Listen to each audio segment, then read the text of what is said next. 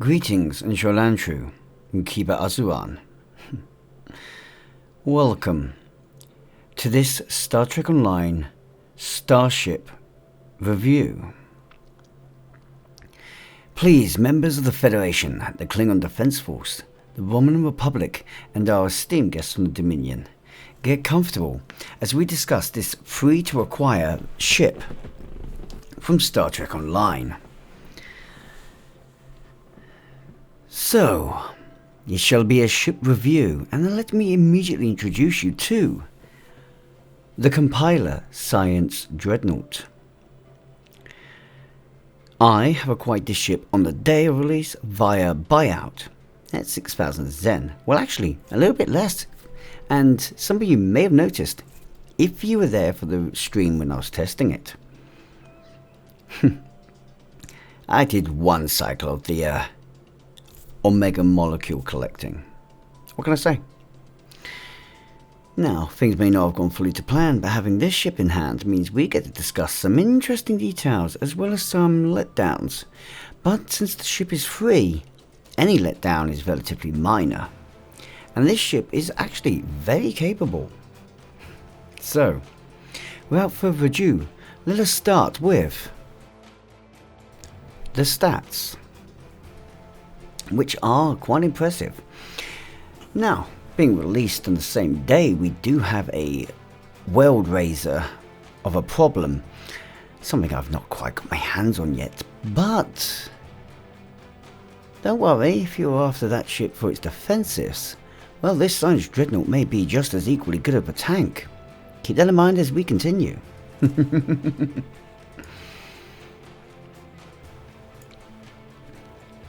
So, with that being stated, this Tier 6 Science Dreadnought at level 65 has a hull of 64,125 before buffs or debuffs. The hull modifier is 1.425. The shield modifier is 1.25. Its turn rate is 6, as to be expected from a Science Dreadnought.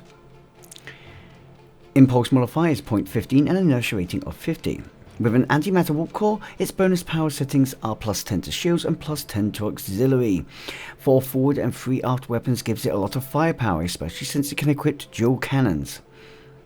It has, of course, the type-specific benefit of a secondary deflector, really augmenting its support capabilities as well as its EPG capabilities. With 3 device slots and 1 hangar bay, this ship is then buffed by its consoles with 3 tactical, 3 engineering and 5 science.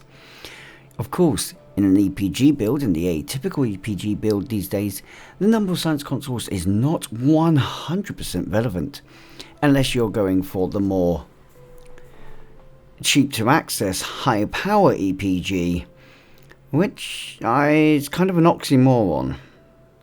But with that being said, so long as you don't have to specify and support science consoles heavily, and can utilize your universal consoles effectively, which at this point, with a number of good free-to-play ships that really do benefit EPG,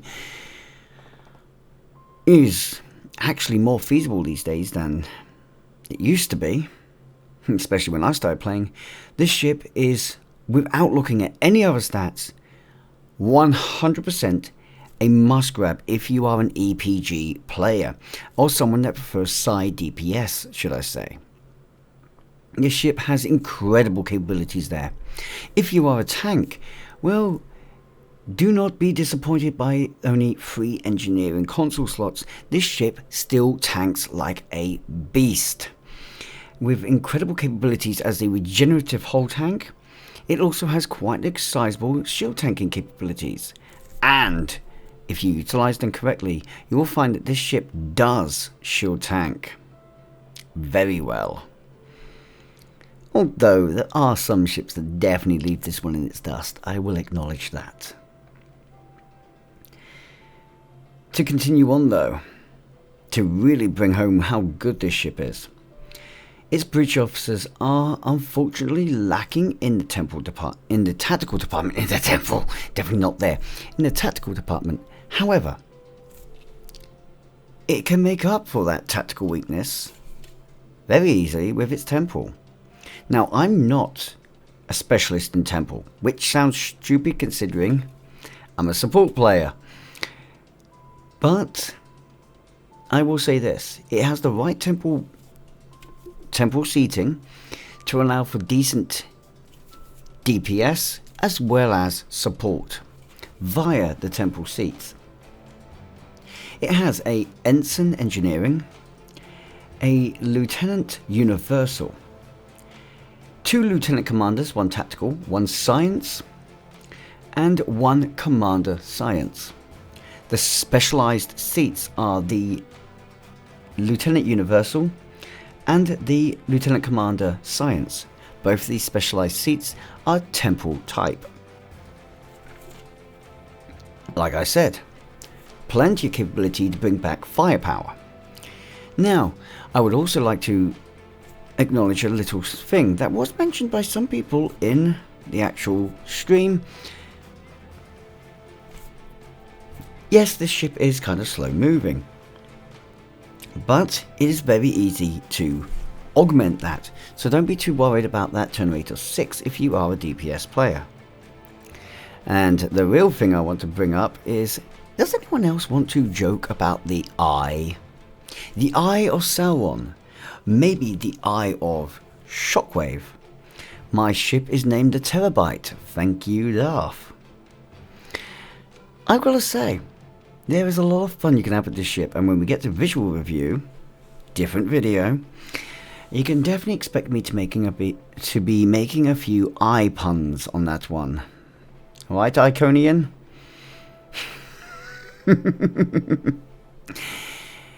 But there are other things to bear in mind.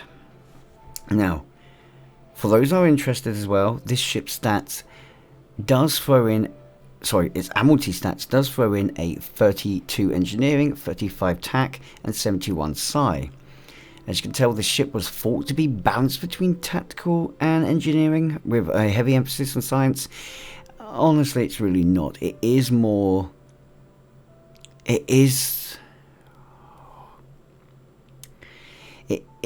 tactically orientated than it is engineering, with exception to its hull defense. So you should be able to find that this ship will be, I'm inclined to say, somewhat flexible, but you have to know what you're doing. Except for EPG, except for support. Both EPG and support, very easy with this ship. It's just tactical and tank. Just keep in mind that it's going to be a little bit tough. Okay? With that being said, let's have a look at some other elements when I say get into some negatives here. Or positives, depends on your viewpoint. So some fun and games aside here. Hello there. Oh look, the prevailing engines on this ship. Not gonna lie, leave it there because it makes some interesting effects and it looks alright, so change when I leave it. Like I said, we're gonna get into some negatives now. And I would just like to ask that you show some patience to it. Oop, not that one that I wanted to go to. Oh look. Confederation's fervor. That's not the interesting one. This is digital compilation. When you defeat a foe, it creates the chasing plasma damage AoE.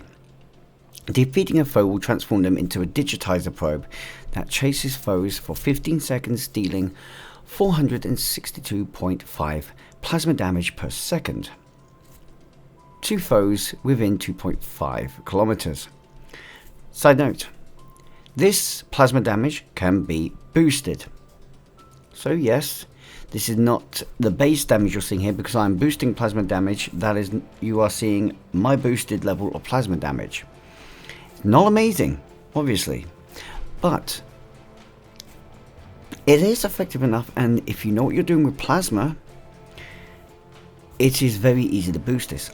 I should also note that there are consoles that boost plasma type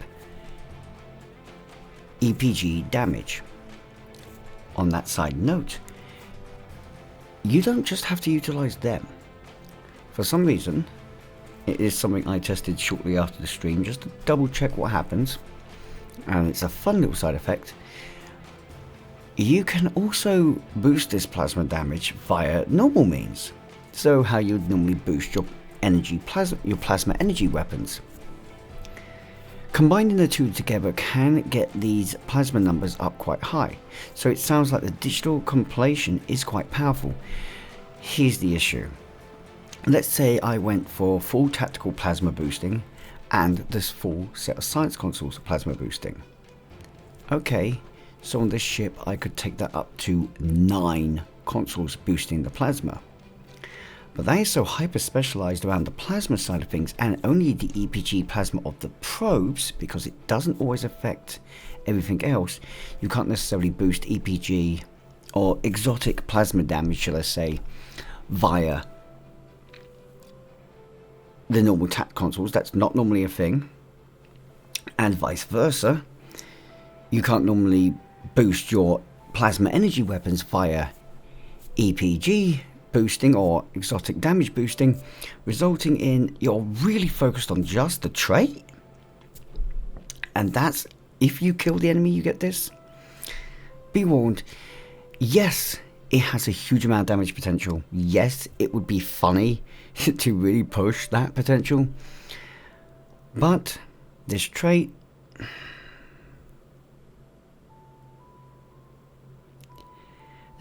utilized efficiently still keeps this trait, in my opinion, around about the... I would give it a 3 out of 5 stars. God, it's so hard for me to work with 5s when I'm used to working with 10s. I work in retail. Can you think of the advocacy score I'm thinking of? Oh dear. So yeah, it's in the mid area. And a funny side note, I did test this with the assimilation console. If you activate the assimilation console while this trait is slotted, the assimilation console will override the trait. So, if the assimilation console's effects are active on enemy, you will assimilate. This goes for all of these forms of assimilation that you can do. You will assimilate first. If they fail, or they're not active, then this one takes part. You don't get both at the same time. That simply doesn't happen. So you can't completely over spam an area with controlled enemies.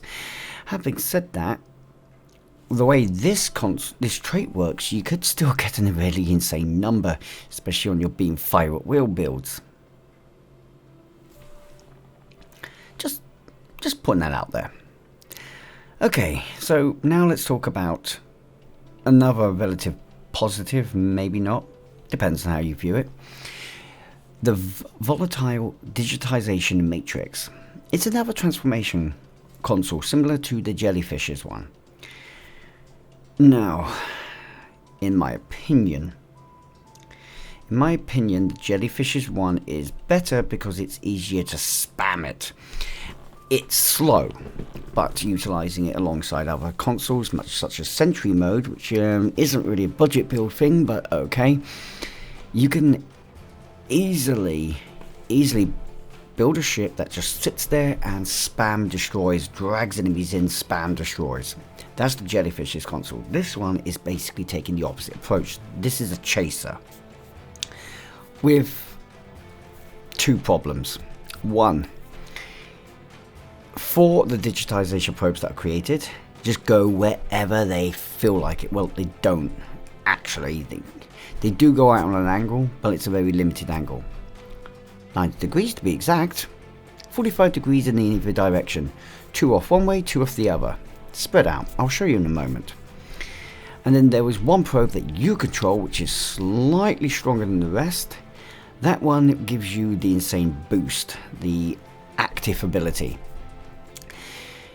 Use it right and you will deal a lot of damage. Use it wrong and you end up doing what I did in testing and flying miles away without being able to control yourself, because someone at that same time might as well use a certain protocol on you that just means you have to run. You can only fly straight at full speed, and this thing boosts your speed to begin with, so that's a problem. Yeah, let's have 400% speed and then an extra 200% on top of that. Nice. So, I'm whittling here. The console has 3 passive abilities. 20% to power transfer rate, plus 28.5 to your Starship exotic particle generator, and plus 5% to your shield hit points. Shield hit points is nice, kind of, doesn't really, yeah. If you're a high capacity ship, then yes, that is a useful little benefit. If you are a low capacity, high regeneration, that is basically pain in the arse. The exotic particle generator, great, it boosts itself and it really amplifies what this ship is good at. So I'm happy there. Plus 20% power transfer rate, it's nice to have that. That's all I'm going to say about it. It's nice to have that. There are easier ways to get the power transfer rate, but since I do like approaching power transfer rate this way, if it's not obvious, yes, I think that is quite a nice little extra passive, and as a result is giving it little more bonus points in my book. The actual transformation into the digitalizer probe that deals heavy plasma damage will transform yourself into the digitalizer probe for 20 seconds.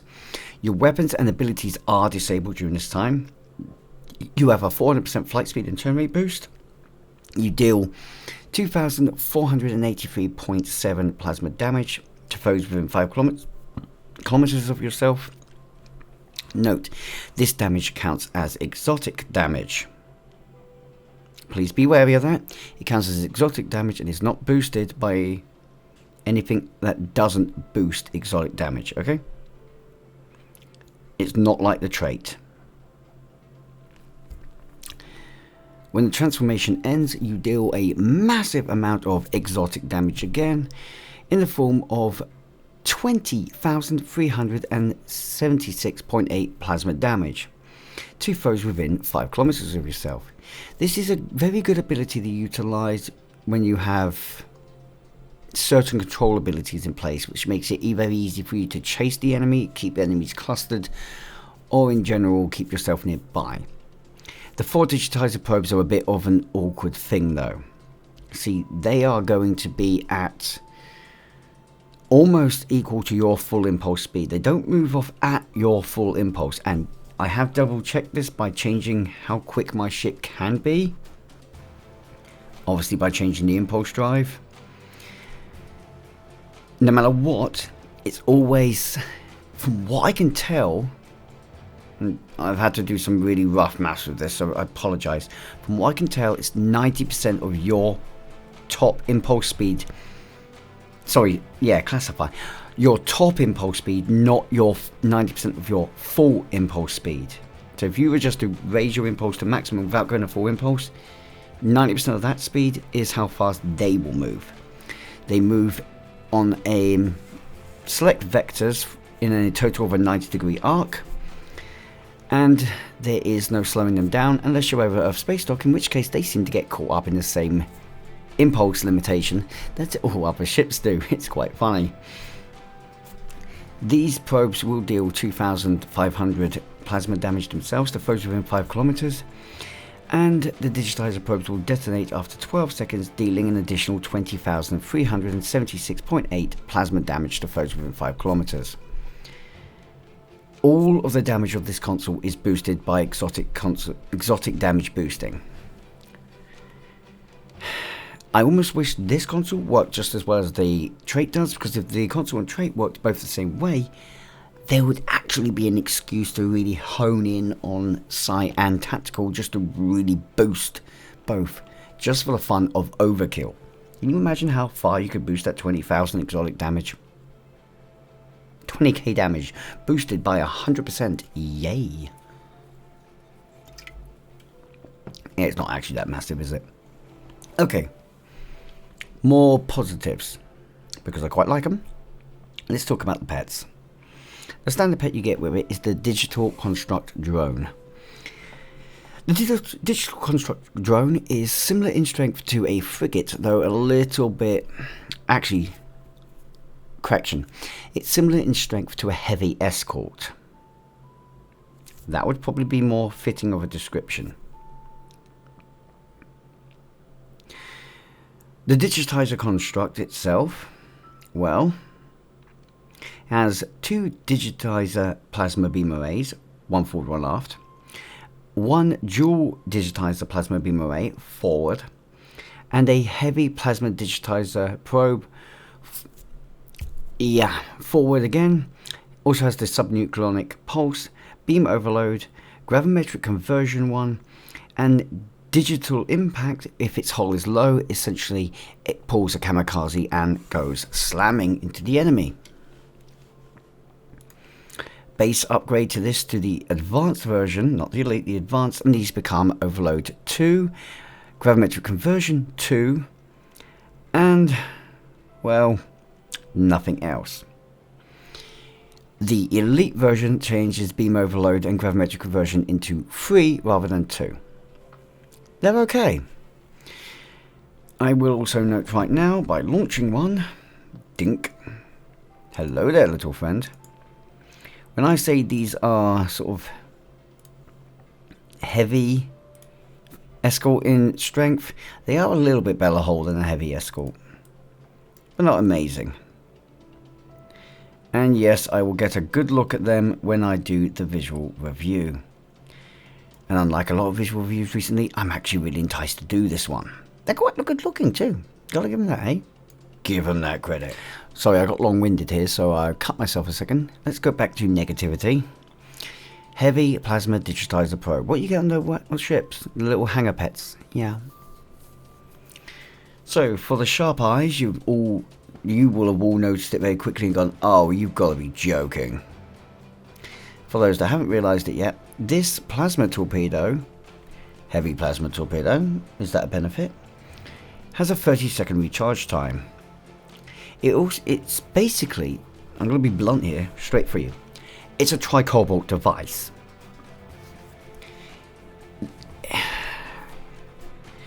Although it says heavy plasma digitizer, you can high yield it. You can torpedo spread it. It will function the same way as a tricobalt device in both instances.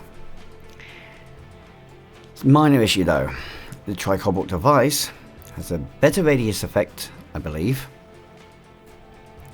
and does more damage, as well as has a better secondary effect. Subspace rift, anyone, if you use the heavy tricobalt device? Something that adds a bit of control. Something this torpedo does not have. It gets worse. Although this is a good plasma weapon and is boosted by plasma torpedo boosting if you wish to do that, the particle emissions torpedo has this weapon massively outplaced. And, well, as plasma torpedoes have an 8-second recharge time if I recall correctly, you're firing high yield versions of that much quicker. Hell, if you know what you're doing, you're firing high yield spreads plasma torpedoes much quicker. Yes, that is something you can do. As a result, this torpedo, which you cannot upgrade, is going to be, the only reason you're going to keep this is if you want to have a blue plasma themed build. And actually these weapons kind of look a bit like Tetrion. Well, they look a bit like plasma and Tetrion combined.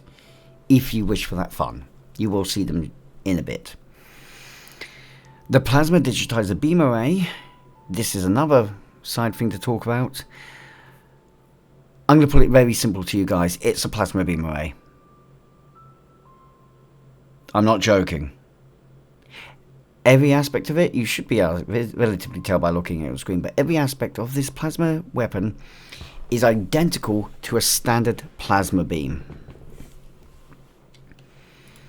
If it makes it a bit easier, actually, I realise I could just do this and just make it very obvious, so let's play the fair game to it. Hello there. Insert the damage, because that's based on it, but yeah, if they were the same level, here you go. It's awkward. It's very awkward, and I wish I could say that these were dealing higher, it was doing better damage or not. It really isn't. So as a result, I have to be honest with you guys. All these weapons are going to come off very quickly because, again, you can't upgrade them. You can't reclaim them. They're just there for the visual effect of the ship. And I think because I do believe this appears in the mission, it gives it the active look in the mission. That's it. So overall, console 3 out of 5. Sorry, trait 3 out of 5. Will English me. Console. It's powerful and effective. I like it. So it's going to get 4 out of 5. The Hangar pets get 3 out of 5 from me. They're effectively strong, but there are definitely better pets that you can use. Great for if you were going for a plasma build though. As far as the weapons that you get with this ship goes, they all 0 out of 5. They can sod off. Simple as that. Now then, I did say I'd show you this ship in action. Is that not something I do? But let's have a quick, very quick look at customization before I do that. So say hello to her in the customizer. Of course, there's no bridge, but that's fine. Compiler and region materials are interesting to me because, honestly, I'm not seeing a change anywhere. Maybe I'm just blind. There are a bit of joke you can have with it. You have the compiler, the other, the crusher, and the seeker. I'm assuming these are all based on things in the actual show. Sorry, in the mission that this ship is in. And it changes all aspects and elements of the inside. Honestly, I'm using crusher because I like purple. As far as I'm aware though, there is no change material wise that you see other than the change of light. It says hull, saucer, and you can see that part changed. That's fine. So I change that to red. But then I don't see anything else. Oh, hang on. Yes, there you go. It's within the clouds. So it go yellow on top. Pylons. If I change them to what would be red. Yeah, look at that.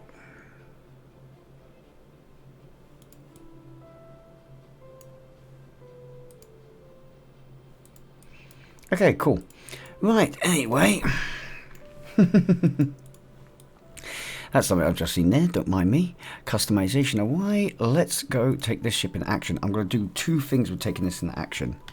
First of all, I'm going to let you see what this ship can theoretically do. And then I'm going to take it in action with my build. Hey, at least we didn't have a repeat of the jellyfish for Iborg. Literally Iborg. I gave it an iris and a pupil.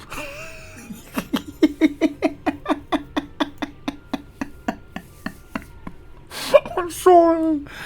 I'm sorry. Hello there. Massive engine on the back there now as well. You have been assimilated. Not sure what has happened to the rest of the elements, but yes. Jem'Hadar, you have come to die. I trust.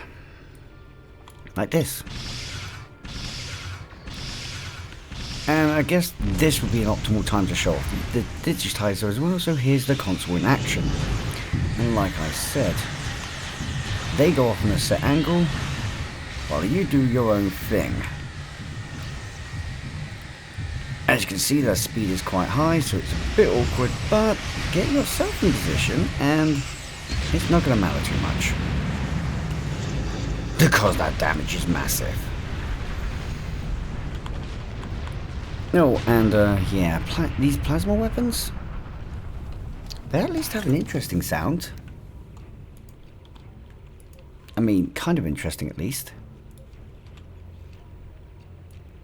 Let's try on you, buddy. Oh, and the torp. It's interesting that the symbol used for them, I believe, is the Chronoton torpedo. Oh, and to demonstrate power.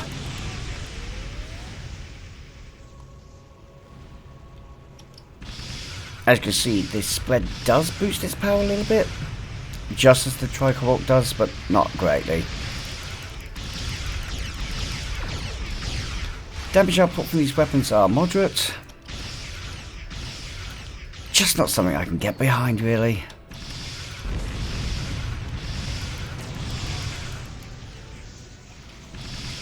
So once this guy's down, I'll show you what I've been able to get from the ship.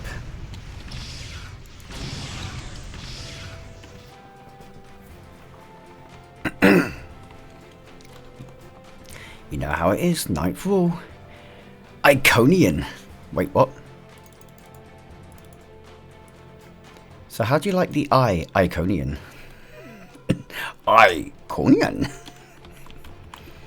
Yeah.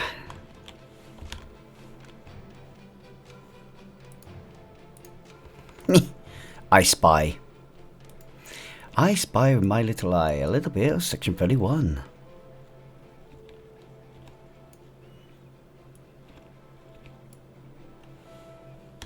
Oh, hang on. This one I'm going to simply do for Sky. Have fun, Sky. I profit. That's not I profits. That would be the Bajoran one.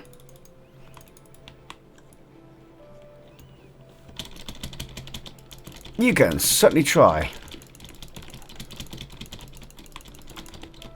Goodbye.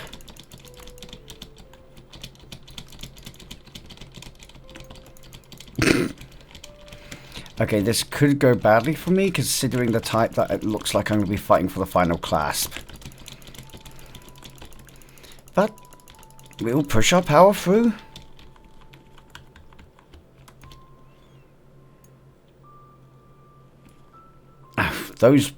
They could come in handy here. Okay. Getting closer.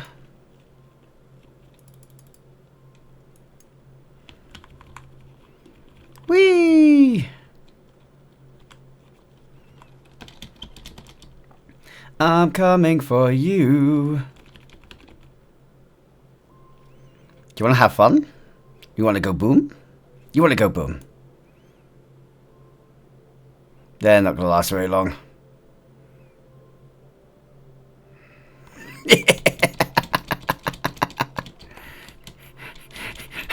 One survived.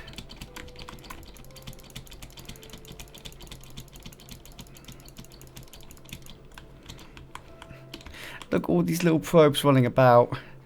Oh, it's so cute. Come on, Madron. You're with me now.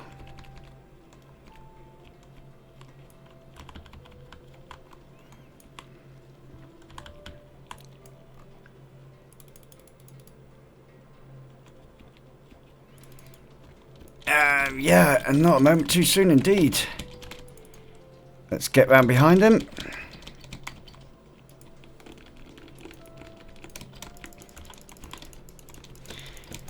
Start taking them out.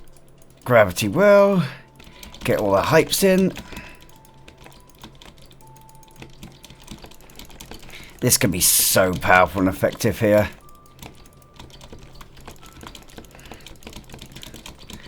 Look just how effective this is. And this is not like in my testing where I went a little bit wrong. This is going nice and smoothly. Which I'm very happy about. Come here. Get you off. Okay, I've got a few ability procs gone wrong, but the fact they're not triggering is fine. I can handle that. There's that. Let's do that while we're at it. I'm going to move forwards for this. Timing on this could be a bit awkward, but we'll see. Oh, you can trigger it off early. Did you know that? I didn't. So you can trigger your transformation back early, which comes in handy.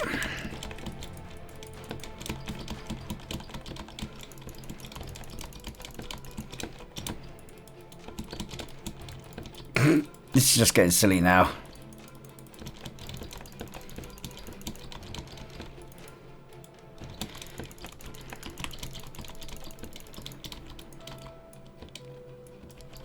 If I was using Confederation Fervor on this as well, if I was using the Confederation Fervor on this, I would have had more boosted energy power, but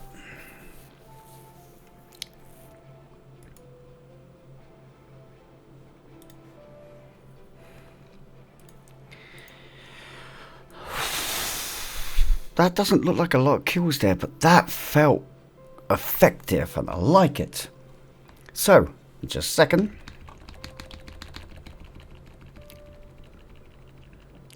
So, oh, you little wind up in the background there. So guys, just gonna put it this way. She's free to acquire. Yes, she's got some limitations, but you do the missions, you can actually get those digitizer plasmas, but better. And, well, if I'm straight honest with you, this ship is fun. Tactical speaking, I will give it 4 out of 5. Tank speaking, I'll give it 4 out of 5. Support, 5 out of 5. Each of them are getting benefit scores because they're free to acquire. And the ship's overall score is 4.5 out of 5. Again, because it's free to acquire and it's really good. If nothing else, she's fun. You'll have a lot of fun with her. Trust me, it's worth taking the time, that little bit of time each day to work towards acquiring her. And hey, you take advantage of the missions, you get a good little bonus. So, let me know in the comment section what you think of her. Thank you for watching. A massive thank you to people credited on the screen right now. Hope you're all having a wonderful time, staying safe, and remember, live long and prosper. Thank you again. Till next time. Ciao for now.